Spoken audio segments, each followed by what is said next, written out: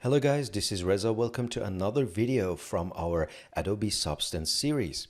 In this one, we are going to explore new methods of showcasing our Nikon D40 model by adding materials, by setting up some lights, and by blending the item into an environment, and all we use is Adobe Substance 3D Stager. Sounds impressive, so let's get started.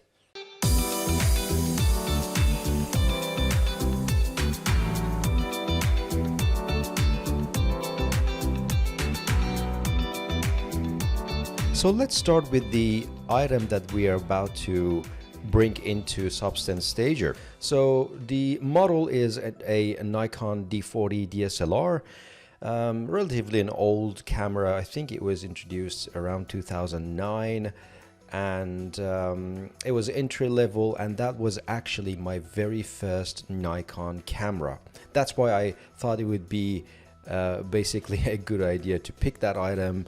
I didn't really add too much detail into it, so you can actually pick a model, be very specific with all the details, but I just blocked out the model, added bits and pieces, tried to be careful with all of my measurements, and when I finished modeling it, I UV mapped it and I put all the different parts into different groups, and that makes the job a lot easier if you wish to continue from that point in Substance Stager, because it makes it easier for you to navigate with the same structure that you design in your preferred 3D application.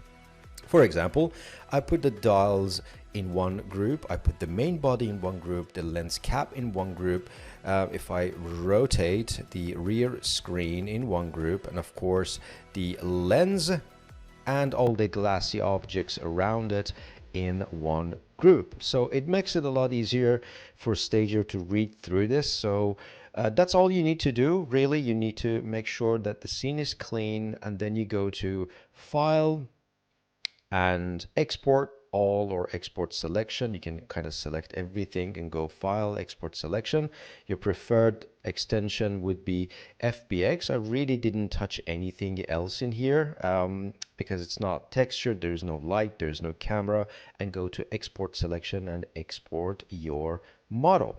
So with that out of the way, let's have a look at some of reference images that I gathered and prepare our scene for Stager.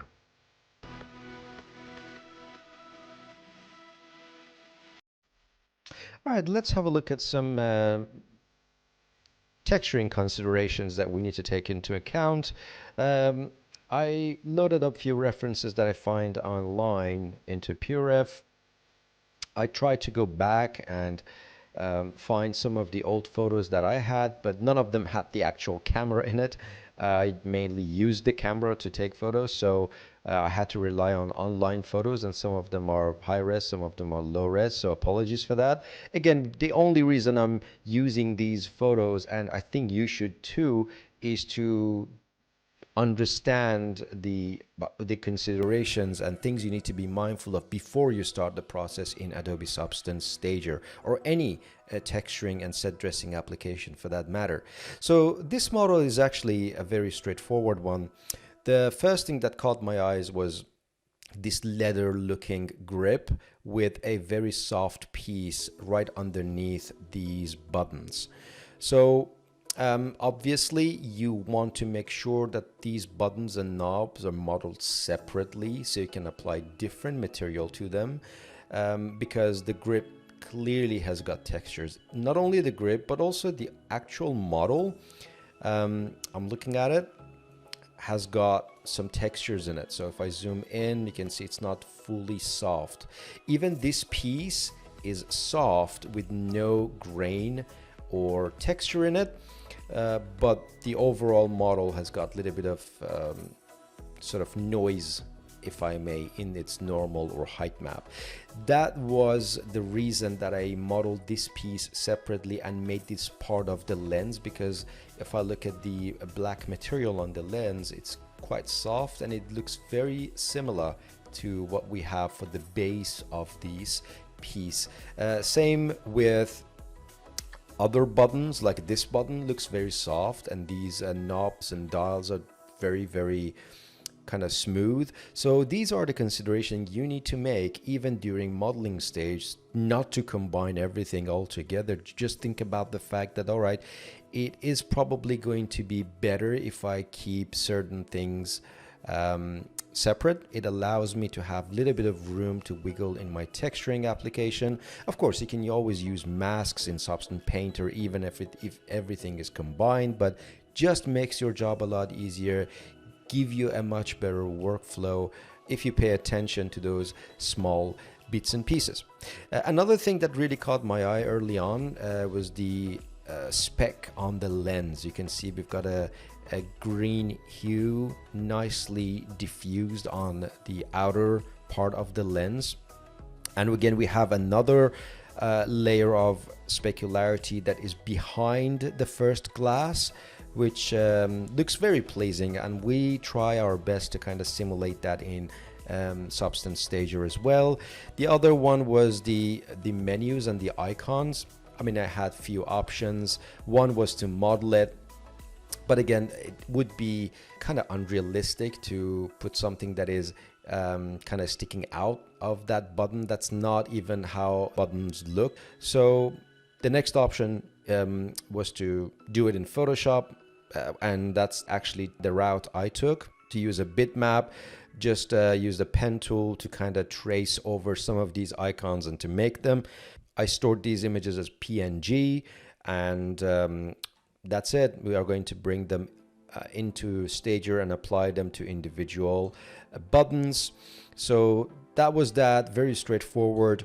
And all the transmissive and glassy object, I tried to put them into a group so we can apply transmissive material to this with close to accurate index of refraction. There's nothing else. Obviously, if you are working on a film, or rather a big project, Adobe Stager is not going to cut it. You need a more powerful tool, something like Foundry Mori or Adobe Substance Painter.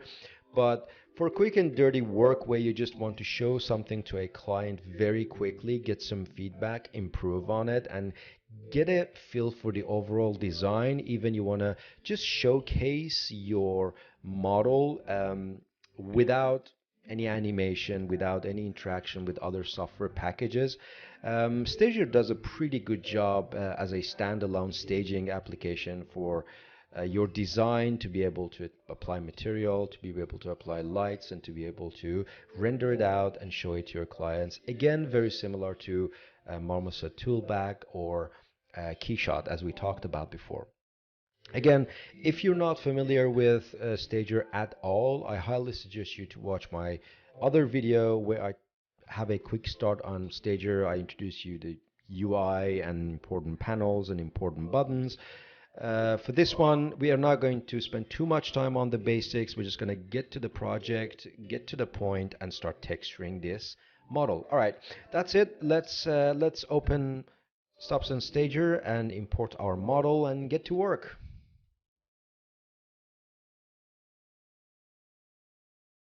Alright guys, here I am inside Substance Stager. If the user interface and the layout looks unfamiliar to you, then please make sure to check out my quick guide to Substance Stager as I go through all these basic menus, main tools, how to output, so on and so forth. So we're not going to spend any time on that in this video. So I'm going to go to File, I'm going to go to Import and 3D Model, and bring in my D40. So the position is the same position as my Maya scene file. I'm going to zoom in, and you can see right off the bat that it's actually hovering up a little bit. So with the D40 folder selected, I'm just going to click on this button to move it to the ground. It snaps itself to the ground. That's better. If I look at the structure, you can see the same structure that we had inside my preferred 3D application. And the good thing about that is you can always kind of think about how to approach the hierarchy to benefit this the most. Now we get that one out of the way, let's focus on the main body for our material. So we're going to target the body and the grip. So I'm just going to select the grip individually, select the main body individually. We can also apply some material on the outer surface of the lens and texture the cap as well. So that's easy. Let's get to work. I'm looking at my references in my PureRef page. If I just bring it forward, as I mentioned, we have a leathery texture sort of looking material on the grip as well as the main body. They're not look similar. They have different roughness values and even they're slightly different in texture. So let's kind of explore how we can tackle that. I'm going to make sure that the material filter is selected and type in leather. I've got two types of leather. I'm not going to bring pseudo leather because the pattern of that leather is just too sparse. So I'm going to go and assign a buffalo to the grip and Control Shift to select the main body and assign the same material to the main body. Looks a bit odd at the moment, but of course we need to tweak that as well. While I have this, I think it would be a good practice, since we're about to start with our texturing, it would be a good practice to actually start with ray tracing. If your computer allows, I think you get a much better representation of your content if you have ray tracing on. So backslash to enable ray tracing. And I'm going to go with the buffalo leather on the main body. Make sure that you're selecting the right item. I'm going to increase the resolution. Obviously, that's one thing that I need to do before anything else. The repeat is just way too big for my taste, so I'm just going to go to 2. Definitely still too big. 3. That's much better. Maybe I can push this to 4. Yes, that definitely makes a difference. Scrolling down to the color, I can change the color to black, instantly get a black color. Roughness, I can push roughness and increase the variation, and that gives me a much better result with my roughness. Grain scale set to medium definitely looks good. The intensity is the intensity of the noise that I have, so I can actually push that a little bit. We don't want any wrinkle on this, so I'm just going to leave that as is. Specular level, I can actually use just slightly more specular, especially around these areas. Again, I'm constantly looking at the specularity values that I'm getting with my reference, and that actually shows me that the specularity needs to be much higher, which is good. I'm going to leave the specular color as is, and I'm going to lower the roughness just a tad. I think that's going to help me to get a much more defined pattern for my noise. That's good. So not much needs to be edited for the main body. It's more of a very kind of dull looking material, if I may. No emission, no sheen, and in interior we have extra items to deal with, but none of them are applicable for this one in particular. Going to the grip itself, so moving down, definitely we need more definition for the pattern. I'm just going to sort of zoom in to the grip. No repeat is needed on this one. Definitely a much higher resolution, and of course I'm gonna make that one black. Good, but again I need to intensify the pattern, so I'm gonna go to, we don't need color variation. I'm gonna reduce roughness just a little bit, increase the variation of the roughness more. I'm gonna change the grain scale to large because I think we need more well-defined pattern for that. Definitely no wrinkle, but higher intensity. I want these to pop. I really want the audience to actually see the pattern from a distance, and that's how it actually is. If you kind of look at the material, I can bring it over, you can see how well defined the material is, so that's better. With regard to the specularity, I need to make a few changes, so I'm just going to select the object again, control click and scroll until I get to the specularity. There we have specularity, and probably lower that just a tad, and that is going to do the trick for us. Again, A good old trick is to always play around with your light and see if you are happy with what you're getting. And remember, we are actually blocking out. We're not really finalizing anything at the moment. At any point of time, I can go back to any of these items and readjust the values and attributes. So we are actually blocking out the material. Not to mention that we still need to bring the environment. Once we bring the environment, then also that would be another factor for me to go back to some of the key attributes in my material and make further changes. So far so good. Let's look after the lens. So I'm going to collapse the main body group, go to lens group, and select the 40 lens body. That's the one that we want. And on this, from experience, again, not experience, from reference, there is no noise, there is no graininess or pattern. So I think we can just get away with just a plastic material. And I'm looking at this list. By the way, this is not just the items that you can use. You can always bring in your own sort of external material that you've purchased. But again, since this scene will be available to you, I try my best to use what we have inside the Adobe Stager. I think hard plastic would be a good option. You know, one way of doing this is just to drag and drop. Another way is to drag and drop it on the actual name, and it applies the material. Instantly, we are actually getting a really pleasing result. I'm just going to turn off ray tracing for a second. Now I'm looking at the roughness value on the body, and I think it's a little bit too low actually for the roughness. So I'm just going to ever so slightly diffuse that. That should do the trick. Maybe increase the specular level can help as well, but there is not much attribute to play around with. We don't have any pattern to tile it. There is no translucency or anisotropy.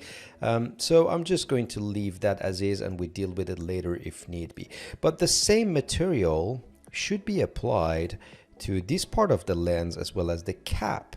So one thing I can do is just to sample this color and apply it to these two objects, which is just something as easy as that. So I'm just going to sample the color. I'm going to select the sampling, hold down Shift, and reapply the same material to these two objects. Again, if you kind of feel lost and not sure what I just did, definitely check the video that I have with the quick start first before you move into this one. Fairly straightforward though, it's just very simple stuff that I'm talking about. All right, that should do the trick. While I have this cap here, I'm just going to use a very simple default material so I can apply that on the Nikon font as well. So cap logo, I'm just going to bring in a default material, drag and drop it in here. There's really nothing about this font, so just a normal white color will do. Again, the same trick. I'm going to sample the color, and I'm going to go in here and select this guy and just drag and drop it into here. Simple as that. And you can see that I have already applied the same shader into that one as well, because I put them into the same group. Now this piece also shares the same content, so I can again do the exact same thing, sample the color here, and then assign that to some of these objects individually. I'm looking here, this one gets that object as well. What else do we have? These buttons should be able to get that object as well. That's good. This is the OK button, should get the same thing. Yeah, that is really simple and straightforward. We get those all done. The only silver one would be this button. Again, just to show you guys, I'm using my PureRef on the other monitor to sanity check everything, make sure I'm on the right track, and apply that to the other materials. Very simple. Now let's focus on some of these metallic objects in the next chapter. Also, we are going to take a look at this rubbery looking material that I have here. Actually, if I bring my Purif again, I'm talking about this. It's got an interesting look to it as well. Kind of dances with the light a little bit. Very, very rough though, but it's not pure red. There's a degree of translucency in it. It's like a thick plastic, if I may. So let's have a look at that and kind of move forward with our texturing process. In the meantime, I'm going to save the file. You better do that too, so you don't lose any content, and we're going to move forward.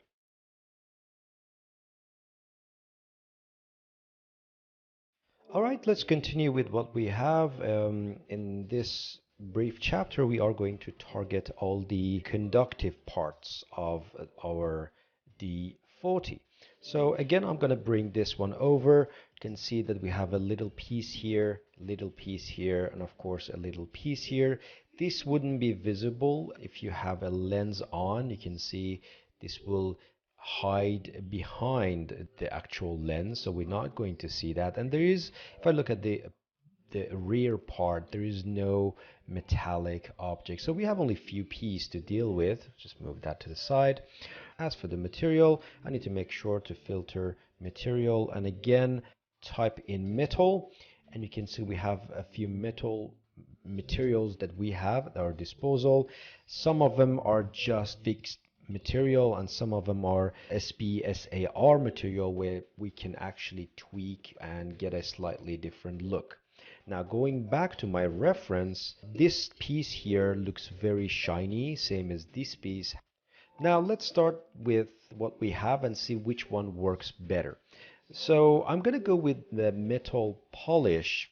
And again, the good thing about that is as soon as you select this piece, it will select all the metal bits with it. I don't think we need to really customize that per item, but again, if the situation calls for it, if you have tear and wear in the model, if you have extreme close-up shot of your item, then I definitely suggest you go ahead and customize your material per piece. Do not apply one material to multiple objects. I'm going to go with metal polish on this one, drag and drop it in here, and we get a relatively good result. Now with that, all I need to do is just to increase the roughness ever so slightly. I'm going to go with a slightly higher resolution. With variation, I still want to get a little bit of variation. Not much roughness. I'm going to go all the way to normal and make sure I have no normal on this. We don't want any bump map on this. Scratches, I can just zoom in a little bit. You can intensify the scratches and get that the number of scratches, and that leaves me just a little bit of scratch here and there, so it just doesn't look too shiny. So that works well for me as well. That leaves me with only one tiny piece, the information on the lens. Again, if I bring the reference, that's the part that I'm talking about, and it's more of a goldish look. So if I type in gold, you can see I'm not really getting the gold material. You can go in different websites and kind of get a gold material, but I do have metal, right? So I can just repurpose the metal I have and get the result that I want. So I'm just gonna control select lens font and drag and drop. You can see right off the bat, if I zoom in, I'm getting a decent result. Scroll all the way down into specular edge color, and that's where you want to tint specularity a little bit. You can also reduce roughness. You want to go to the base color and just add a touch of color to that as well. Again, we're not going to go completely yellow. We want to make sure that we follow the reference. So a little bit of kind of add a little bit of dirt to it to lower the contrast, sort of desaturate the color for the base color as well. There's not much else. I'm going to go to anisotropy in this particular case and just introduce a little bit of anisotropy to kind of create that pop. So if I just turn anisotropy off, you can see it looks a bit too dull, but if I increase anisotropy, it kind of helps me to get a little bit of pop with my gold color. So I think this looks good. I still need to go a little bit into kind of brownish realm as opposed to complete orange. Probably do the same thing in here as well. That's better. I'm happy with that. There is an underneath surface that I need to look after, but it's nothing more than a plastic, semi-transparent looking plastic as well. I might actually do that. So I'm just going to go and type in plastic, bring a normal plastic and apply it to that part. Now with that plastic look, we can see we have few presets which we will not going to use. I'm just going to scroll down all the way, reduce the grain, so we don't want to get much grain in here with our plastic. There is no pattern, so I'm gonna again kill that one as well. We're gonna get the second color, but we are going to basically turn both colors into black because it's going to be a sort of a matte looking color. I'm just going to increase the roughness on both of them on here, and last but not least, reduce the opacity ever so slightly, and that should do the work for us. And that's the surface that we are actually aiming in here, gets the job done. Again, there are many things you can do to improve, but again, this particular example, we're not going to have too much of a close-up in here. Still, that gold is a bit too annoying for my taste. I'm just going to go up, maybe increase the roughness just a tad, and maybe anisotropy is a bit too high. I got too excited with that anisotropy. That is better actually. So yeah, that definitely works. Now with this one out of the way as well, in the next chapter we are going to explore how to approach transmissive parts of this D40 camera. So let's get to the next one.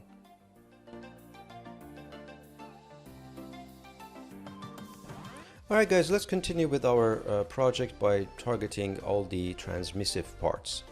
So looking at my reference here, you can see we have a front glass and sort of an inner glass, and they do not share the same specular highlights, so I thought I would just separate them. That's why we have in here in Lens GRP front glass, and then we have this inner glass.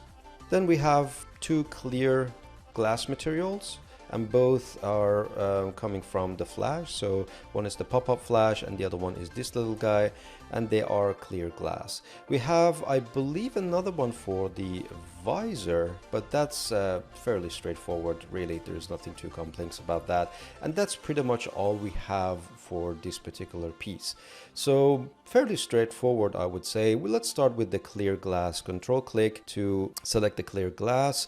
I need to make sure that in my material, and then select and drag and drop, glass material onto flash underscore glass, and we instantly get a reasonable result. If I click on this and go to glass, you can see it's way too shiny. I just want to increase the roughness just a tad. A little bit of anisotropy probably. And again, we talked about this before. Anisotropy stretches the reflection highlights basically along a direction, and you can change the angle of that direction via this slider here. So I'm just going to increase that a little bit and give it a little bit of an angle. Now another thing I need to change is index of refraction. So I can just scroll down and get to index of refraction, and that defines how much the light is going to bend, and set that one to 2. That's better. That will get the job done. So first part is done. Now let's get to the lens and the front lens in particular. To select the front lens, I'm going to drag and drop the glass material onto front lens glass. So we have roughness. Definitely we do not want to have any roughness, so I'm going to kill the roughness altogether. Specular level and specular edge color play a massive role in here. You may ask why. Because if I bring the reference again, we have a very strong presence of a color in the specular highlights. And this attribute here, edge color, tints our reflection. So it plays a key role in here. Go to green and try to find a nice green. Now, once you get that one done, then you need to think about, all right, how much strength I need to inject to this. I'm going to increase the roughness on that because I noticed from my reference that the edge is not as clear. And again, that's another good thing about looking at your reference to see you're on track.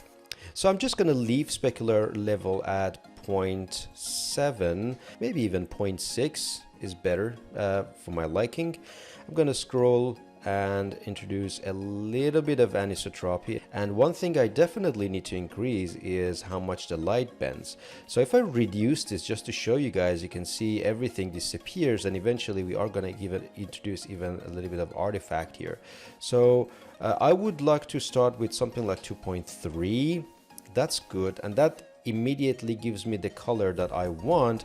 If I just play around with the reflection a little bit, yeah, definitely the color is a bit too much. So control click on the lens itself. I'm just going to go in here, lower this to a much darker color to sort of reduce the intensity. And this highlight is also, in my opinion, a little bit too much. So I can just go in here and tone that down, and of course tone down the anisotropy level with it as well. Yeah, that definitely looks much better. Now with this, I can just hide this front glass and apply another material to the inner glass to get a result. So we immediately get something reasonable. I'm gonna make those similar changes in here. If I select on glass 7, which is the material for the inner glass, I can go into specular level and specular color to tint the reflection I have and kind of give it a nice warm reflection. Now combining this with the front gives us a really nice result. Again, it's up to you. It would be a good idea to go with a much more of a subtle effect. Yep, that definitely works for me. So really there's not much to transmissive material, so you just need to be mindful of few key attributes and make sure that you understand how they work. Key attributes are roughness, and it comes down to the material of the glass, specular level and specular color, how deep you want the light to scatter, and if you want to give the light a color so it colors the reflection like so. And normal doesn't play any role in here, same as height. Anisotropy does play a role, but it comes down to amount of curvature and the shape of your glass, and if the glass is going to ever skew when you basically put that in a real environment. Again, once we introduce more to this scene and bring in environment, everything will look better instantly. All right, cool. That's that. Let's target some of these small bits and pieces in the rear side of this camera and just play around with bringing images into the scene and apply them to buttons, so on and so forth.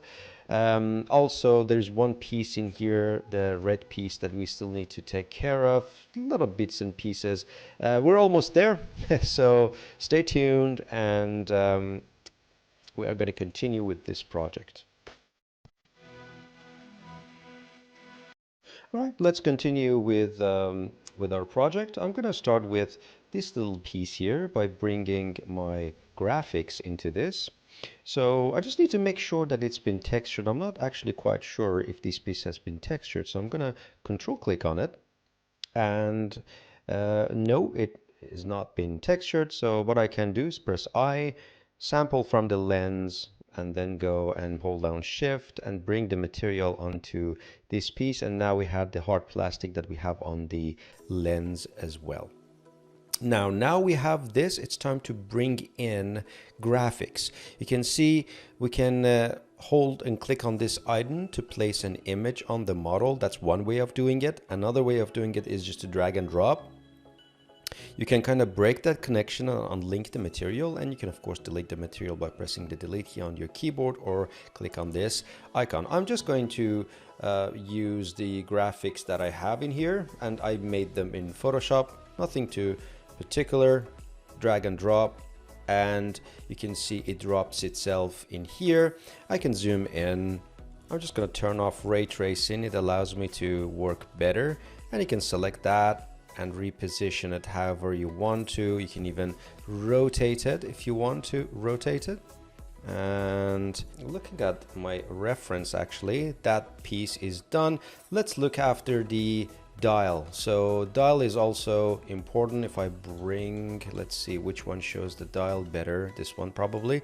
So you can see we have this little dial on this particular knob, so let's look after that as well. Okay, I'm just going to position my camera, go to my folder to find the knob. Would be a good idea to control click on it, but right object selected, bring the dial in here.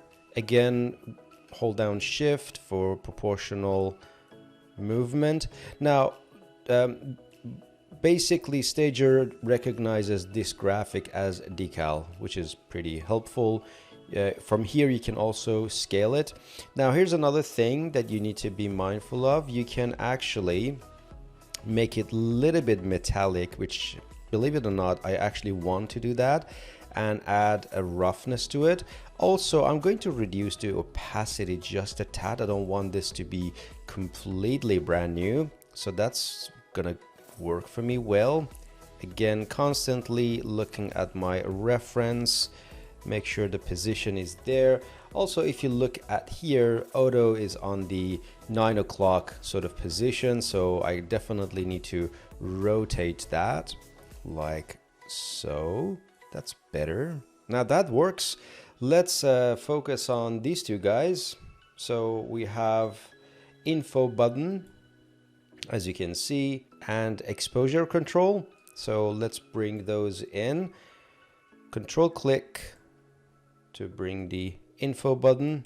Just gonna drag and drop it in here. Just scale it and reposition it. Again, just like with the others, I can just bring down the opacity a little bit, bring in roughness down just a tad. I'm going to speed up the process because there's not much point for you to just sit down and look at what I do. The only thing that I need to basically color separately is this little bar in here. Although it's not a super high resolution model, I thought it would be a good idea to just keep an eye on some of these sort of important colorations, for lack of better word. So with this piece, you don't need to bring any image. All I need is a default material. So I'm going to bring in a default material, maybe increase the roughness a little bit and bring the base color to a white color. So I'm just going to spend the time and go through all the buttons really quickly.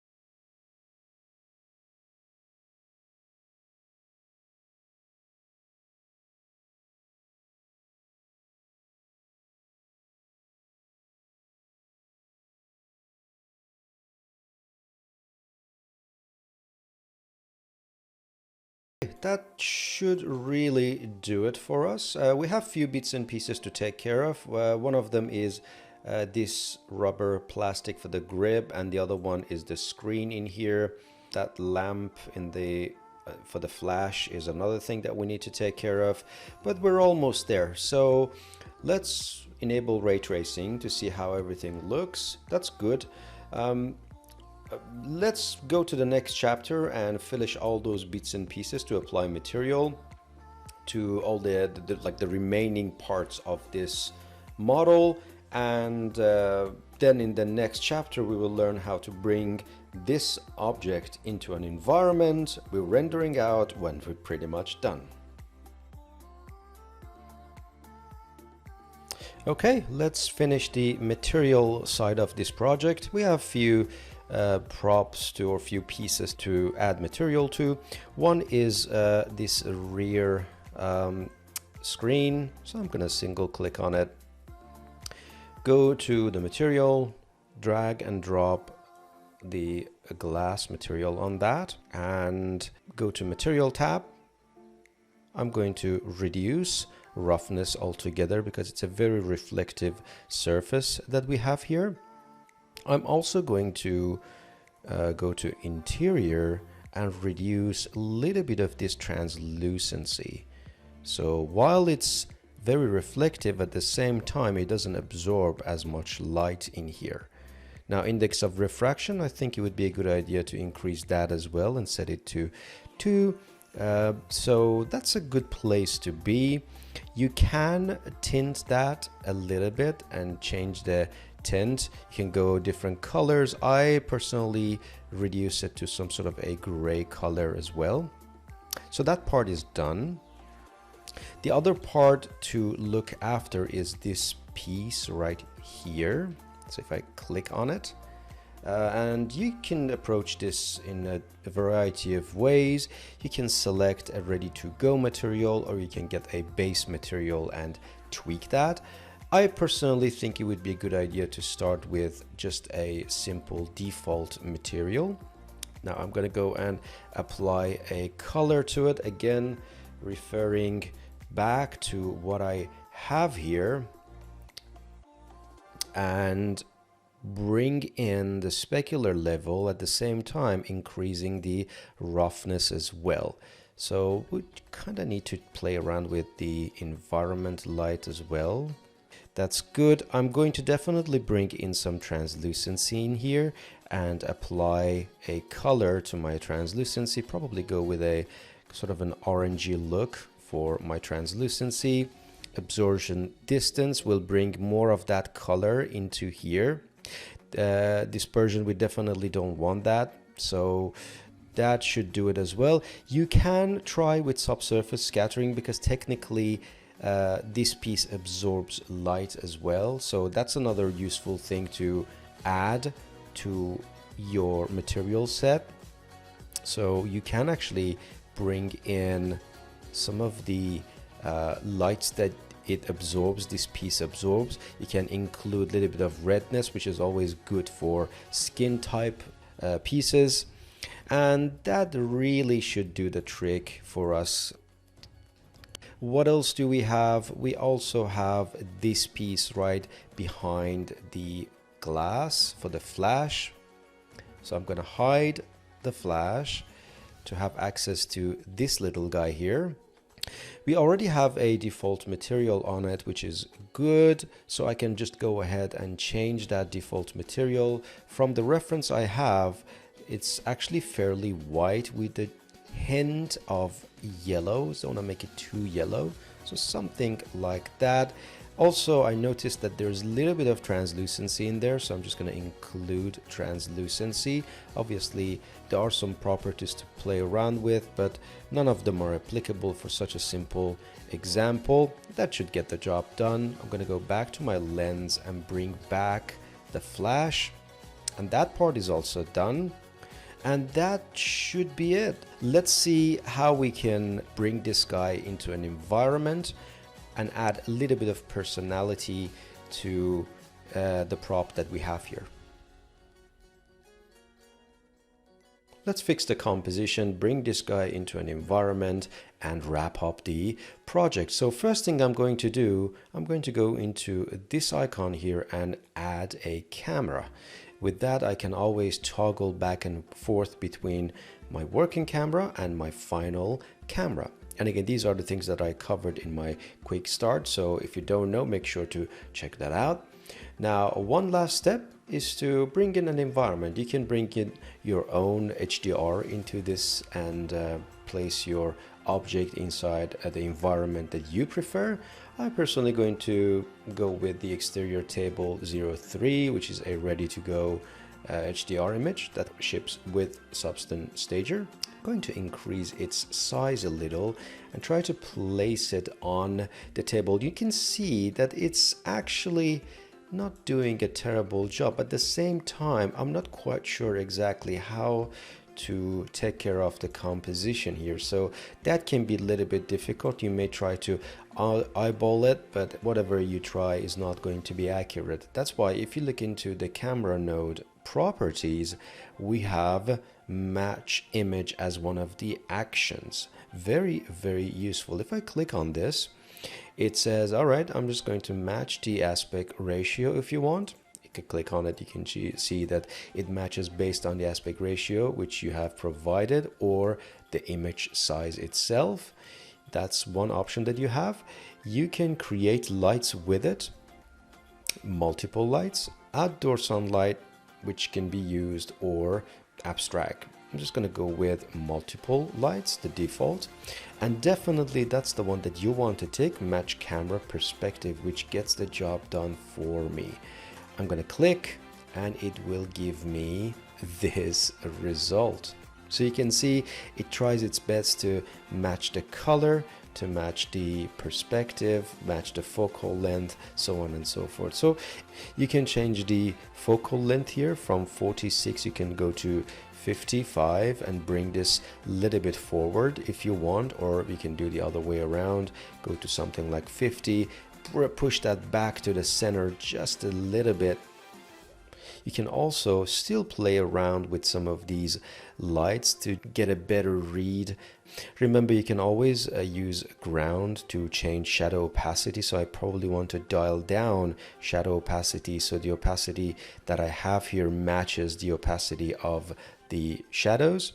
And I can go into lights and probably tweak the intensity of my lights a little bit. You can see I can just tweak that, and the rotation that I was doing just does the rotation. Shift right click does the same thing.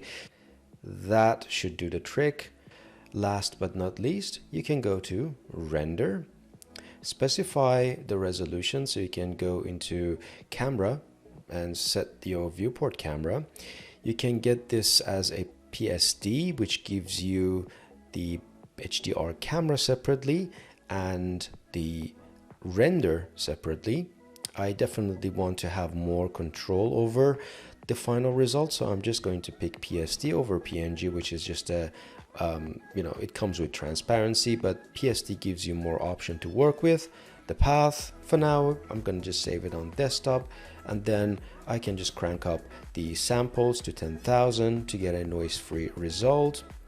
I want displacement to be in here, resolution set to full, and I would like to render it with GPU to have a much faster result, and hit render.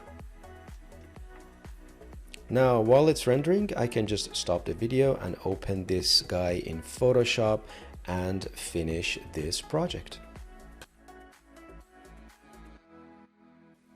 Alright, here I am inside Photoshop. I brought the render into Photoshop and color graded it a little bit. You can just start with the post-processing stage and just fine-tune the colors to your taste or according to your brief.